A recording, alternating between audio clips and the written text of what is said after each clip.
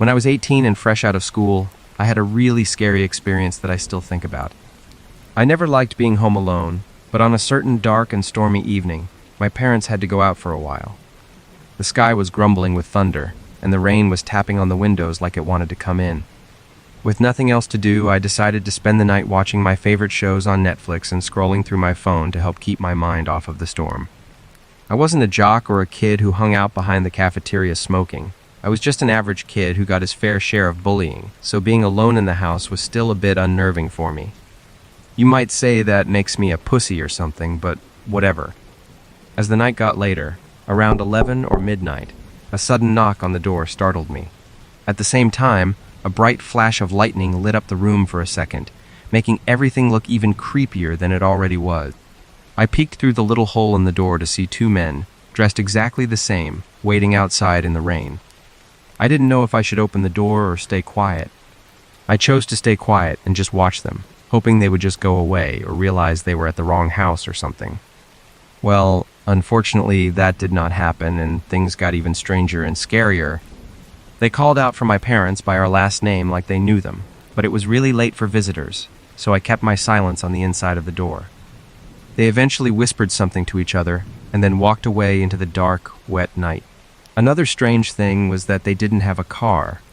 I mean, who is out walking the neighborhood knocking on people's front doors in this weather at this time of night? Anyway, after a minute or two, I went back to watching my show, but the rain and the neighbor's dog barking loudly made it super hard to concentrate on it. Their dog rarely barked like this. After another 25 minutes or so, the men were back, and their footsteps sounded more intense as they splashed through puddles walking past the front porch and around the side of the house towards the backyard. As you can probably imagine, I was totally freaked. I rushed to the back window and saw them trying to open the back door. My survival instinct took over from my being scared shitless, and I tiptoed through the house to find a safe place to vanish into. I quickly hid in the garage and called the police on my phone, my voice shaking a bit. Then, to my total regret, things got even worse. Not long after, I heard a loud thud as they got the back door open. Their unwanted footsteps moved through the house and went upstairs like they knew I was in there hiding from them.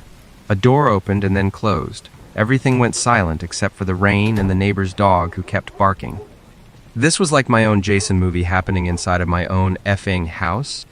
Seriously. I waited nervously, imagining my own gruesome demise, until I heard the police sirens, which felt like music to my ears. I never was so happy to hear police sirens. Thank God the police found the broken down door around the side of the house and rushed in yelling to the two men to reveal themselves. All the while, I was still cowering in the corner of the pitch-black garage. I was waiting until I heard the police arresting the intruders. Once I heard that, I came into the house where the police were yelling at these two guys trying to assess what they were doing, but the men didn't say why they were there, which was really odd. They just stood there and looked at me like I was some alien being. Anyway, weeks later, the police could only charge them for breaking into the house. They said the two guys would never admit why they wanted into our house or how they knew my parents.